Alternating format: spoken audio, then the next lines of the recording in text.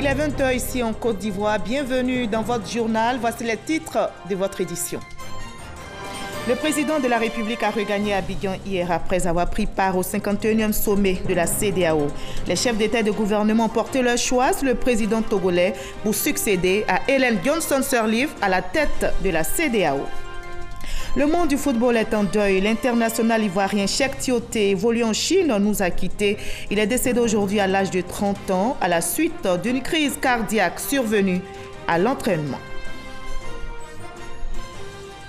Les examens à grand tirage en Côte d'Ivoire débutent demain mardi avec le CEPE. Cette année, ils sont plus d'1 million de candidats à composer lors des différentes épreuves du bac, du BEPC et du CEPE. Et on parlera de cette grave crise diplomatique. L'Arabie Saoudite et 4 autres pays, dont l'Égypte, ont rompu leurs relations avec le Qatar. Il accuse de soutien au terrorisme, une accusation injustifiée et sans fondement selon le Qatar. Merci de nous regarder à travers le monde. Le président de la République, Alassane Ouattara, a regagné Abidjan hier après avoir pris part au 51e sommet de la CEDEAO. Les chefs d'État et de gouvernement ont porté leur choix sur le président togolais pour présider aux destinées de la CEDEAO. Il succède ainsi à la présidente libérienne Ellen Johnson Sirleaf. Par ailleurs, la demande d'adhésion du Maroc à la CEDEAO a été acceptée. Le président Alassane Ouattara s'est adressé à la presse à son arrivée à Abidjan. Il s'est prononcé sur le 51e sommet au Libéria. Nous l'écoutons. Entrons de Monrovia, où nous avons participé au 51e sommet des chefs d'État et de gouvernement de la CEDEAO. Je dois dire que c'était un bon sommet. 12 chefs d'État sur 15 y ont participé et par conséquent, ça a été une longue journée.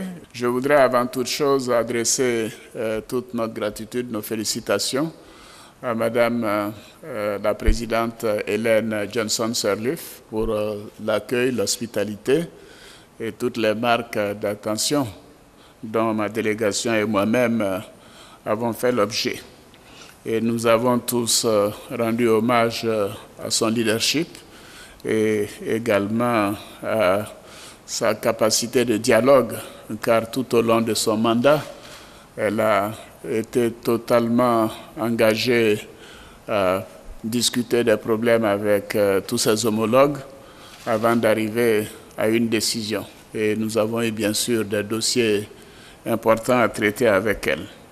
Ce sommet a vu également la participation du Premier ministre d'Israël, Benjamin Netanyahu, qui était un invité spécial et qui a profité de cette occasion pour parler des relations entre Israël et l'Afrique et tout ce que Israël essayait de faire dans le domaine de la lutte contre le terrorisme et également toute la capacité d'Israël à aider les pays africains dans les domaines de la haute technologie, mais également de l'économie et notamment de l'agriculture et d'autres domaines. Sa prestation a été très bien accueillie.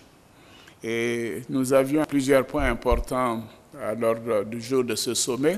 D'abord, la demande d'adhésion du Maroc à la CEDEAO. Et moi, je me félicite de cette demande car le Maroc est un partenaire important de la Côte d'Ivoire et de plusieurs pays de la sous-région. Et cette demande d'adhésion a été accueillie favorablement et nous avons demandé donc au président de la Commission de mettre en œuvre toutes les procédures qui permettraient de faire de cette demande une réalité dans les mois à venir. Le Maroc a tissé au cours des dernières années, notamment les 2 dernières décennies, des liens étroits, que ce soit au plan politique, au plan diplomatique, au plan économique, au plan de la lutte contre le terrorisme, avec la plupart des pays de la sous-région et des pays du continent africain. Et le fait également que le Maroc est maintenant membre de l'Union africaine ne fait qu'ouvrir la voie à une telle possibilité. Et nous avions également une demande de la Tunisie pour avoir un rôle d'observateur à la CEDEAO, qui était d'ailleurs le rôle que le Maroc avait depuis plusieurs années.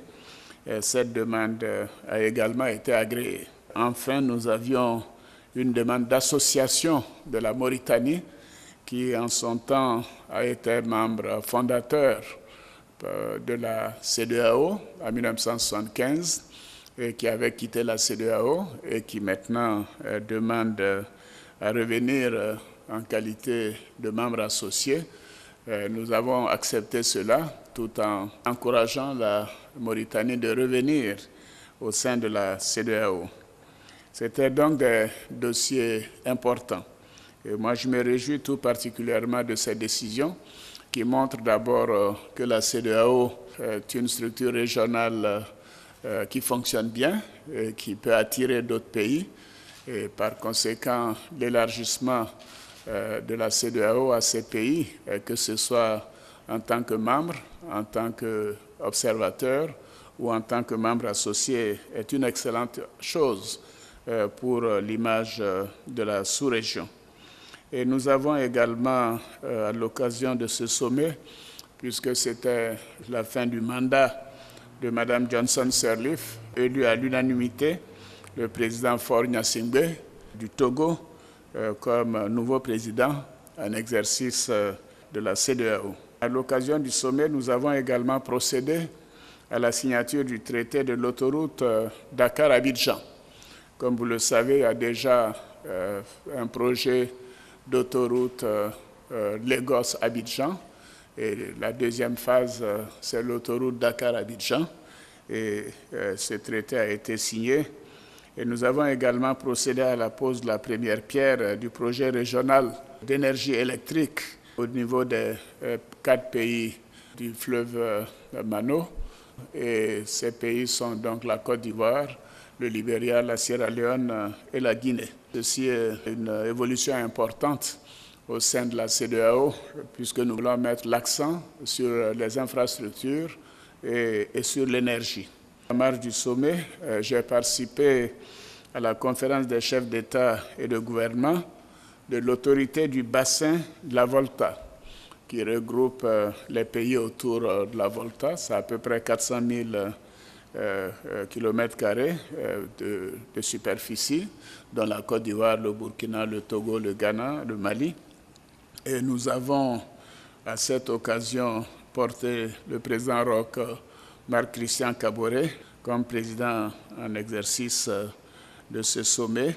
Et nous avons procédé également à la désignation du directeur exécutif et du directeur exécutif adjoint. Cette organisation est chargée de veiller à la sauvegarde de l'environnement et de l'écosystème du fleuve. Et donc tous les pays environnants profiteront du fonctionnement de cette autorité. Alors je voudrais terminer en réitérant mes remerciements à Mme Ellen Johnson Sirleaf, présidente de la République du Libéria. Comme vous le savez, Mme Ellen Johnson Sirleaf est à son second mandat. C'est un mandat de 6 ans, donc elle finit son second mandat à la fin de cette année. Les élections auront lieu en octobre prochain. Et d'ailleurs, à l'occasion du sommet, il y a eu un code de bonne conduite qui a été signé par les 22 partis politiques qui présenteront des candidats à l'occasion de cette élection. Et ils ont pris l'engagement de faire en sorte que ces élections soient paisibles, pacifiques, et que les contestations se feront par la voie légale. Et tous ont accepté d'éviter toute forme de violence. Et c'était important que ces engagements soient pris au niveau des chefs d'État de la CEDEAO, compte tenu du rôle important de pacification que la CEDEAO a joué au niveau du Libéria. Je voudrais donc rendre hommage à Mme Ellen Johnson Sirleaf pour le travail remarquable qu'elle a fait pour le Libéria et également la coopération importante, étroite qu'elle a eue avec la Côte d'Ivoire à l'occasion de la crise post-électorale que nous avons vécue. Le Libéria a tout de même reçu des milliers de réfugiés ivoiriens. Certains y sont toujours encore. Et je leur demande d'ailleurs de revenir, puisque la Côte d'Ivoire est en paix, Madame Ellen Johnson Sirleaf, comme vous le savez, est également prix Nobel de la paix pour le rôle qu'elle a joué. C'est une femme dynamique, une femme compétente qui a beaucoup fait pour son pays. Et nous lui avons tous rendu hommage et nous avons dit toute notre fierté pour l'importante contribution qu'elle a pu faire non seulement pour le Libéria, mais également pour la sous-région et le continent africain. Voilà, vous l'avez entendu, le nouveau président en exercice de la CEDEAO est le président togolais Faure Gnassingbé. Il a été désigné à l'unanimité par ses pairs. Il succède ainsi à la présidente libérienne Ellen Johnson Sirleaf. Je vous propose de revivre en images les temps forts de ce 51e sommet avec notre reporter Jérôme Kofi-Aboulin. Le chef de l'État togolais, Faure Gnassingbé, nouveau président en exercice de la CEDEAO, au terme de la 51e conférence des chefs d'État et de gouvernement de cette organisation. Conférence tenue à Monrovia, la capitale libérienne. Faure Gnassingbé succède à Ellen Johnson Sirleaf, la présidente libérienne, qui, prenant la parole, a remercié ses pairs de leur franche collaboration durant son mandat. Au nombre des 12 chefs d'État et de gouvernement présents sur les 15 à cette conférence, le président de la République de Côte d'Ivoire, Alassane Ouattara. Le président ivoirien et ses pairs ont, à l'occasion de ce sommet, accueilli favorablement la demande du Maroc qui aspire à intégrer la CEDEAO, celle de la Tunisie et de la Mauritanie respectivement en tant qu'observateurs et membres associés. Par ailleurs, le président Alassane Ouattara, en marge de ce sommet, a d'abord pris part à la conférence des chefs d'État et de gouvernement de l'autorité du bassin de la Volta, marquée par la reconduction du président burkinabé Roch Marc Kaboré pour un nouveau mandat de 4 ans à la tête de l'autorité. Le chef de l'État ivoirien a ensuite eu des entretiens avec plusieurs personnalités, notamment l'ancien président nigérien Olusegun Obasanjo et le premier ministre israélien Benjamin Netanyahou, présent dans la capitale libérienne, en qualité d'invité spécial à ce 51e sommet ordinaire de la CEDEAO. C'est un lundi triste pour la Côte d'Ivoire et pour le monde du football. L'international ivoirien Cheikh Tioté, évoluant en Chine, nous a quittés. Il est décédé aujourd'hui. Le milieu ivoirien, champion d'Afrique 2015, a succombé à un malaise. Il est décédé à la suite d'une crise cardiaque survenue à l'entraînement. Le récit de Mamadou Kwasi. La mort a frappé le football ivoirien. Cheikh Ismaël Tioté est décédé en Chine ce lundi. Alors qu'il s'entraînait avec son club, l'international ivoirien s'est effondré, victime d'un malaise. Transporté à l'hôpital, son décès a été constaté, victime d'un arrêt cardiaque. Âgé seulement de 30 ans, Cheikh Ismaël Tioté avait rejoint en février dernier le club chinois de Beijing BG, un club de 2e division. Le milieu défensif se singularise par son acharnement au travail et sa promptitude à répondre présent lors des duels. Il a joué dans plusieurs clubs, à savoir Anderlecht en Belgique, où il était champion en 2006 et en 2007, puis Roda GC et Twente aux Pays-Bas, où il serait également champion en 2010. À la suite de ce titre hollandais, il regagne le club de Newcastle en Angleterre pour 7 saisons. Avec les éléphants, Cheikh Ismaël Tioté aurait honoré 37 rendez-vous, une équipe ivoirienne avec laquelle il a remporté la CAN 2015. Adieu les champions d'Afrique, adieu Tioté. Voilà, Cheikh Tioté est donc décédé alors qu'il s'entraînait avec son club du Beijing en Chine. Et justement, nous avons en ligne l'ambassadeur de la Côte d'Ivoire en Chine, M. Adama Dosso, qui pourrait nous éclairer davantage sur les circonstances de cette disparition soudaine de notre compatriote. Bonsoir, M. Adama Dosso. Alors, peut-on savoir les circonstances exactes du décès du footballeur Cheikh Tioté? Bonsoir madame, je dois vous dire que c'est avec beaucoup de tristesse, beaucoup de désolation, le cœur brisé, que je transmets donc cette information de la disparition tragique et brutale de l'international ivoirien Tioté Cheikh Ismaël, qui est décédé donc cet après-midi au cours de la séance d'entraînement que son club conduisait avec le coach cet après-midi sur le stade d'entraînement de son équipe de Beijing. Effectivement, je dois vous dire que c'est le mois de Ramadan. Tioté Cheikh s'est réveillé ce matin à 2h du matin. Il a pris son déjeuner ou son petit déjeuner comme tout le monde, comme tout musulman. Il a fait sa prière. Il ne pesait cela, tout cela ne présageait de rien. Il est allé donc à l'entraînement avec tous ses coéquipiers. Ils ont même fait la séance d'échauffement. C'était au thème donc de la séance d'échauffement que l'entraîneur a appelé tous les joueurs donc au centre du terrain et a formé deux groupes. Et c'est au moment où il était donc dans ce groupe que Tioté s'est écroulé tout seul. Voilà, et le médecin donc du club s'est précipité et ils l'ont pris, envoyé à l'hôpital et malheureusement ce qui devait arriver arriva. Et c'est avec beaucoup de tristesse donc que je vous l'apprends. Aussi bien au monde sportif ivoirien de façon générale, au football ivoirien. Et bien évidemment, ma compassion, mes condoléances, je les présente en priorité donc à toute sa famille, à sa femme, ses enfants, son père et sa mère. C'est avec beaucoup de tristesse donc que je vous transmets cette information. Malheureusement, donc, le décès a été constaté. Alors, monsieur l'ambassadeur, dites-nous quelles sont les démarches entreprises maintenant pour la suite? Non, je ne saurais vous dire pour le moment qu'il y a un calendrier qui est établi.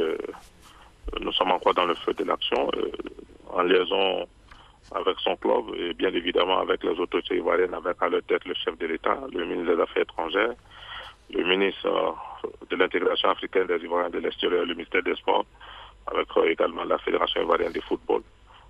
Vous serez certainement tenu informé dans les moindres détails du programme qui sera établi. Mais je peux vous assurer qu'effectivement que le corps pourra partir sur Abidjan pour qu'un hommage digne d'un combattant tombé sur le champ de bataille soit rendu donc à ce titre national ivoirien, dont l'engagement n'a jamais fait défaut à notre équipe nationale. Il n'a jamais su tricher, il a toujours donné ce qu'il avait de meilleur en lui. Je me souviens encore de sa toute première apparition sur le maillot de notre sélection. C'était à l'occasion d'un match d'égal contre le Cameroun, à la suite des décès qui étaient survenus au stade Oufé-Boigny après le match Côte d'Ivoire-Malawi. Donc c'est de façon solennelle, je pense, que le chef de l'État et le gouvernement de façon générale, le monde du sport en particulier, rendra donc certainement un hommage mérité à ce vaillant éléphant qui est tombé donc sur le champ de bataille. Merci, M. Adama Dosso, pour votre réaction depuis la Chine. Et il y a eu aussi d'autres réactions. Il y a la FIF qui a réagi. La Fédération ivoirienne de football salue un valeureux éléphant. Et l'international ivoirien Yaya Touré déclare ceci, et je cite, « Jamais je ne t'oublierai ». Didier Drogba a aussi réagi. Il a écrit « Les mots me manquent ». Adieu donc, Cheikh Tioté, nous ne t'oublierons jamais. Les Ivoiriens te porteront toujours dans leur cœur. Le vice-président ivoirien Daniel Kablan-Duncan est arrivé aujourd'hui à Bruxelles. Il va représenter le président de la République aux Journées européennes du développement prévues les 7 et 8 juin prochains. Ce sont des rencontres consacrées à la coopération internationale et au développement. Cette 11e édition est donc axée sur le thème « Investir dans le développement ». Vous aurez le compte rendu de notre envoyé spécial Victoria Ngwa à Bruxelles dans nos prochaines éditions. Les examens à grand tirage en Côte d'Ivoire débutent demain mardi avec le CEPE. Cette année, ils sont plus d'1 million de candidats à composer lors des différentes épreuves du bac, du BPC et du CEPE. Mais comment les élèves préparent-ils leurs examens? Réponse avec Astou Touré. Nora est élève en classe de CM2. Première de sa classe, elle est encadrée par son père depuis le début de cette année scolaire. Si elle fait aujourd'hui la fierté de ses parents, c'est en partie grâce à son acharnement au travail et l'ambition qu'elle veut atteindre, réussir à son examen d'entrée en 6e. Je bosse en classe avec mes amis. J'ai fait beaucoup d'exercices que mon père et ma mère me donnent pour que je puisse les faire. Je veux être boursière et avoir mon entrée en 6e. Axel aussi est élève en classe de CM2 dans une école de la place. Avec son maître, il prépare activement les examens de fin d'année. Je fais des cours de renforcement et puis je fais des exercices aussi avec mon papa. Je suis le maître titulaire de cet enfant. Vraiment, c'est un enfant d'abord qui est très bien. Voilà, le père est venu me voir pour que je puisse l'encadrer en dehors des cours de la journée. Donc après le cours de la journée, je prends cet enfant au cours du soir. À l'instar d'Excel et Nora, Awa est en classe de terminale. Elle a à cœur de décrocher son baccalauréat. J'ai un groupe d'études et on se base un peu sur notre matière de base avec la philosophie qui est coefficient 5, le français qui est 3 et les autres, on essaie de s'améliorer. L'établissement a décidé de faire les cours de prépa Donc on va là-bas de 7h30 jusqu'à 12h30, nous sommes à la maison et je réponds à bosser seul jusqu'à ce que 20h30, je rejoins mes amis pour faire encore un peu d'études. Avec elle, plusieurs autres élèves caressent ce désir. Nous avons des emplois du temps précis. Nous entamons de 8h à 15h. Maintenant, nous avons l'après-midi pour pouvoir bosser, récupérer. Nous pouvons commencer à partir de 18h pour finir à 22h. Et pour pouvoir, souvent comme nous sommes dans la même cour aussi, commencer à 3h pour finir à 7h, puis revenir à l'école le matin. Nous sommes en classe de terminale A, nous avons nos matières spécifiques, c'est-à-dire la philosophie, et puis l'anglais, le français aussi, et l'histoire géo parfois. Pour décrocher le précieux sésame, les candidats mettent tout en œuvre. De journée comme de nuit, ils bossent, pourvu qu'ils soient prêts pour le jour fatidique. Les enseignants mettent aussi la main à l'œuvre, afin de contribuer au succès de leurs élèves. On constate quoi? Le résultat à l'instance d'affectation. Dans cette école primaire, Aka donne des cours de renforcement. Il s'agit des cours de préparation, bien sûr, concernant le bac technique. Oui, parce que le souci majeur d'un enseignant, c'est bien sûr d'obtenir un bon résultat en fin d'année. Vous avez des matières telles que la comptabilité qui valent un coefficient 9, l'économie qui fait, je crois, 4, puis vous avez les maths. Donc nous ciblons les matières qui ont des gros coefficients et nous essayons de raccommoder un tout petit peu ce que les enfants n'ont pas compris. À l'école, avec les amis, on étudie ensemble. S'il y a des difficultés, ils essaient d'approcher ceux qui sont un peu bons en comptabilité, soit en mathématiques, mais puis ça avance. Ça va maintenant. Mais il y a des compréhensions, ça va, ça avance. Compte tenu des grèves, on n'a pas pu faire des cours. Donc, avec le séminaire, on rattrape, on fait des exercices qui nous apportent un plus. Donc, au sortir du séminaire, c'est que on va bien se porter et puis ça ira par la grâce de Dieu. Les parents d'élèves jouent un rôle important dans la préparation des examens de leur progéniture. Ils ne lésignent pas sur les moyens afin qu'ils réussissent. Nous nous assurons que tout ce qui est support didactique dont l'enfant aurait besoin, qu'il a tout, en tout cas à ses côtés, pour qu'il puisse étudier dans les bonnes conditions. Et deuxièmement, il est important pour nous aussi de nous assurer qu'il y a un bon suivi au niveau de l'école. Donc, on a inscrit l'enfant au niveau des cours de renforcement qu'il donne au niveau de l'école, parce que nous disons que le maître, il sait mieux que quiconque les insuffisances de l'enfant à l'école. Et moi, personnellement, pour l'aider, je suis ses cours, tu as appris tes leçons et tes exercices, tu as fait, il dit oui. Il a fait, on prie aussi. Djeniba est femme au foyer. Pour que sa fille décroche avec brio son examen, elle lui prodigue des conseils et s'assure qu'elle a bien appris ses leçons avant d'aller au lit. Avec elle, c'est le conseil. Elle a besoin de beaucoup de conseils. On lui dit parfois d'arrêter des amusements. Comme ton objectif, c'est de devenir docteur. Donc tu arrêtes beaucoup les amusements et puis tu vas suivre ton rêve. Les examens de fin d'année débuteront le 6 juin avec le CEPE. Le BEPC du 7 au 10 juin pour les épreuves orales et du 12 au 16 pour la phase écrite. Le baccalauréat avec 16 séries débutera les épreuves orales du 20 au 30 juin et s'achèvera avec les épreuves écrites du 3 au 7 juillet 2017. Cette année, ce sont 491 525 élèves qui sont attendus au CEPE. 355 273 préparent le BEPC, 22 452 au test d'orientation et 242 910 au baccalauréat, toutes séries confondues. Et bonne chance donc à tous ces candidats. Je rappelle, les examens à grand tirage débutent donc demain, mardi, avec les candidats au CEPE. Les populations invitées à revoir leur rapport avec la nature et à en prendre soin. Cet appel est lancé à tous ce lundi 5 juin, déclaré par l'ONU, Journée mondiale de l'environnement. Cette journée est célébrée depuis 1972. La Côte d'Ivoire n'est pas en marge de cette célébration. Le ministère de l'Environnement mène campagne autour du thème « Rapprochons les populations de la nature ». Explication détaillée avec Grace Kando. 15 jours pour susciter une prise de conscience collective des populations sur la préservation de l'environnement et attirer l'attention de tous sur les menaces environnementales de la planète. Des objectifs que veut atteindre le ministère de la Salubrité, de l'Environnement et du Développement durable pendant la quinzaine nationale de l'environnement qui se tient du 1er au 18 juin.